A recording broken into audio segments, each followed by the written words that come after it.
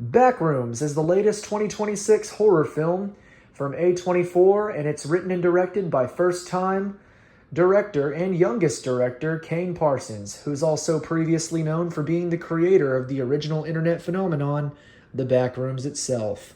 He finally got a shot at bringing his vision to the silver screen, and today I'm going to be giving you my thoughts on the final product itself. Is The Backrooms good? Yeah, I think so. This movie's fucking great. It's an amazing psychological horror. So I want to start by saying, yes, this movie absolutely lives up to the hype.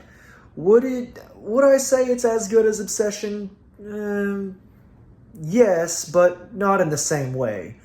It's perfect in the psychological sense. It's trying to adapt the concept in a mainstream way of the linear space. So it's not a lot of your Backrooms lore. There's still the base stuff there.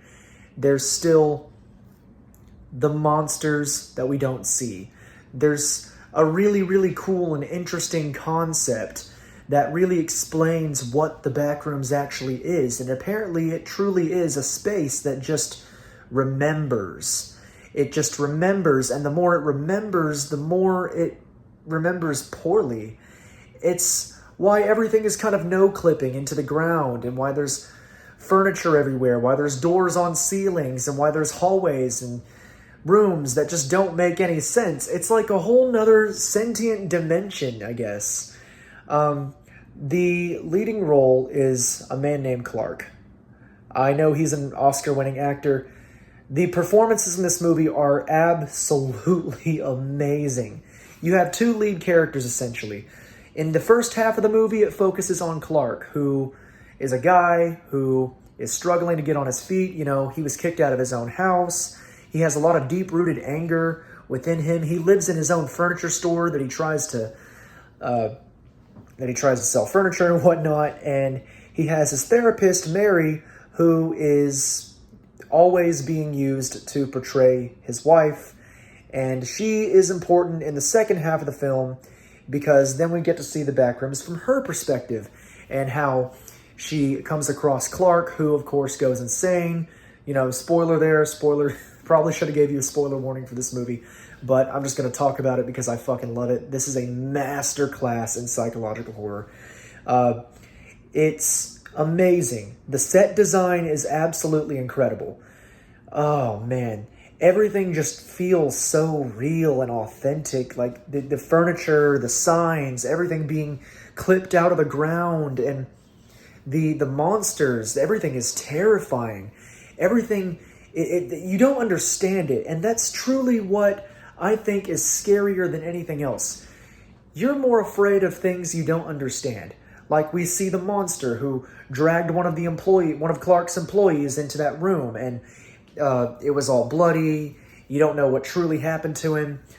Some are saying it was the pirate Clark guy, monster, which he was cool. He made for a really good chase scene at the end. But I think there was more to it than that.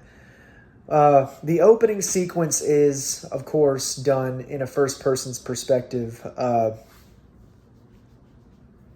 Blair Witch did it. What's it called? Found footage. It's a found footage opening. God, I don't know why I couldn't think of that. Just because I have my mind on so many different parts of this movie.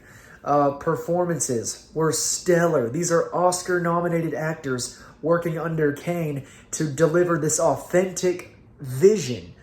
Now, I think some people are going to be a little disappointed seeing how it's not necessarily the Backrooms games. It's not like the slop that's on Steam. It's not like that. This is an original vision, though, and it's really, really well done. It's really, really well done. Everything is executed so well in this movie. And I knew it was going to be better than people would say it was because it is an A24 movie, and A24 usually delivers a lot of quality. Personal bias, but it is art house horror. It is definitely art house horror.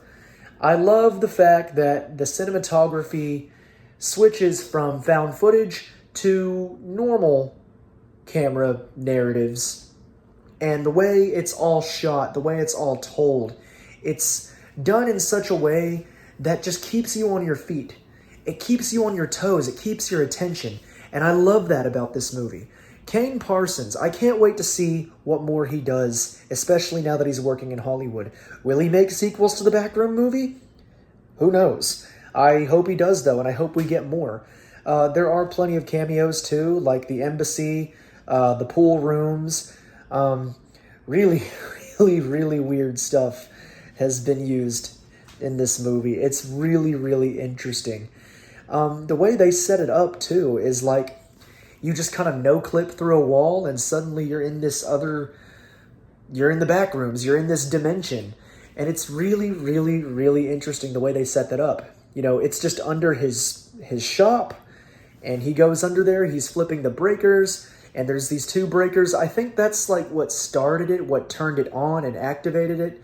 And then he has to like keep track of the walls. And then it's scary because, of course, if you know the back rooms, you know you're going to get lost. You know you're not going to come back because it's like this ever-expanding domain.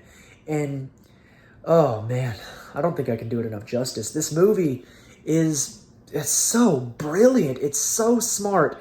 And I feel like this might set a new kind of standard in horror. I think the same way people are trying to make animatronics scary with the FNAF movies and Willy's Wonderland, I think people are going to try to come up with their own Backrooms.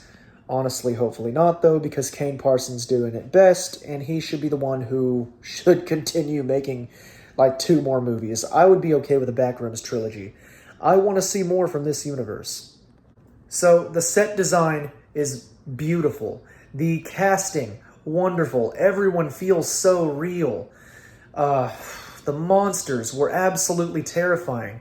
I will say the writing does kind of lose its gravity in some scenes. Like that dinner scene, for example. Well, not really a dinner scene, but he tried to... Well, if you know the scene, you know what I'm talking about. He goes in there, he has like his weird, gross, lifeless husk people, and he pulls out like a piece of the fat guy's belly, and he says, "You can eat them." And then he just tries to scalp the next one and makes the therapist, Mary, wear her hair like a wig. It's all really, really weird. It's during a scene where he's clearly lost his mind, and he has become the antagonist of the film, because you go from following Clark to following Mary. And I do really wish the movie was just more centered on him. I do wish the entire movie, it was just him getting lost, and we slowly see his descent into madness. I feel like that could be done again in future sequels.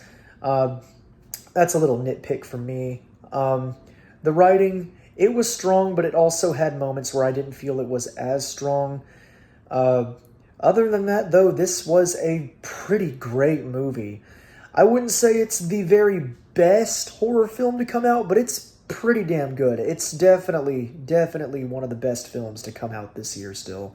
I personally think that it's not perfect, but it's pretty damn close to being perfect. For a psychological horror about the exploration of linear space and just the concept of linear space, specifically with Kane Parsons' Backrooms, I'm happy. I'm happy that he had a successful debut in Hollywood, working with one of the finest studios Hollywood has to offer, and I just want to see more of it.